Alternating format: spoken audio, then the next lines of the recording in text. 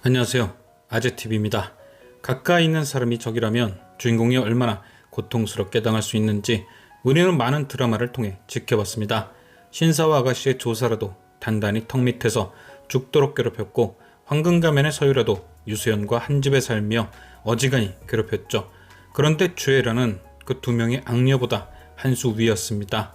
정겨울 곁에서 친구로 지내며 괴롭히는 것은 물론 겨울이가 눈이 보이지 않는다는 것을 이용해 그녀의 코앞에서 해서는 안 될 짓도 서슴지 않고 실행에 옮겼습니다.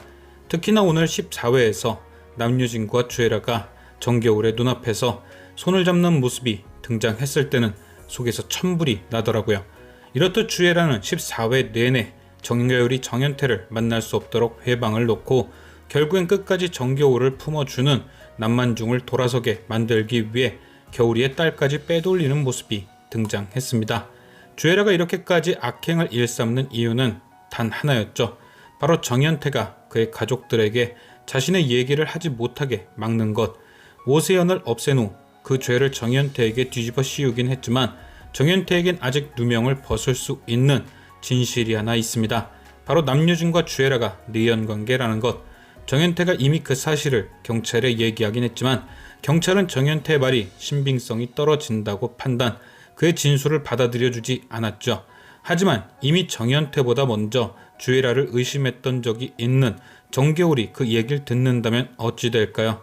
당연히 오빠와 함께 주애라, 남유진에 대해 뒤를 캐기 시작할 테고, 그렇게 두 사람의 관계를 조사하다 보면 브로커를 비롯한 여러 증거들이 튀어나오겠죠.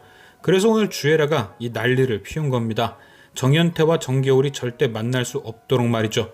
하지만 언제까지 이렇게 계속 따라다니며 두 사람의 만남을 막을 순 없으니 소희를 잃어버렸다는 핑계로 집안에서 내쫓기게 하기 위해 아이를 빼돌린 거죠.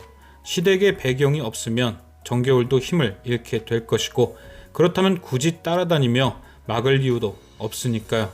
또한 그렇게 비워진 겨울의 자리에 자신이 들어가 앉기도 편하고 말이죠. 하지만 지금까지 남만중 회장의 성품을 봤을 때 소희를 잃어버렸다고 해서 과연 그가 정겨울을 내쫓을까요? 아마도 그간 보여진 남 회장의 인품으로는 쫓아내기보단 증손녀를 찾는 데 힘을 쏟고 정겨울을 위로하겠죠. 그런데 문제는 15회 텍스트 예고에 등장합니다. 내일 방송될 15회를 미리 읽어주는 텍스트 예고에는 이런 구절이 등장하죠. 소희를 찾으려 노력하다가 남지석을 위험에 빠뜨리고 만다. 아마도 남만중은 정겨울이 소희를 잃어버렸다는 사실보다 자신의 아들을 위험에 빠뜨린 데 대해 분노할 듯 합니다. 이미 지난 4회 남지석을 데리고 백화점에 갔다가 그를 다치게 한 전적까지 있으니 한 번 더 정겨울 때문에 남지석이 위험에 빠진다면 아무리 남만중이라도 더는 정겨울을 보듬어주긴 힘들겠죠. 결국 앞으로 몇 해 동안은 계속해서 고구마가 이어질 듯 합니다. 주애라의 끝없는 괴롭힘에 시댁의 외면까지 더해지고, 거기에 언니의 복수를 한다는 오세린의 악행까지 앞도 안 보이는 겨울이 앞날이 산 넘어 산일 듯 싶은 거죠. 또한 1회에 등장했다시피 앞으로 겨울이는 식물인간까지 될 처지이니 적어도 그때까지는 계속 고구마가 등장할 듯하고, 그 이유, 그러니까 누군가 겨울이의 산소 마스크를 벗긴 이유, 그때부터 겨울이의 역복수가 시작될 듯합니다. 과연 겨울이는 언제쯤 꼴보기 싫은 주애라에게 한방 먹이는 날이 시작될지. 지금까지 시청해주신 여러분께 감사드리며 아재TV는 또 다른 리뷰로 돌아오겠습니다.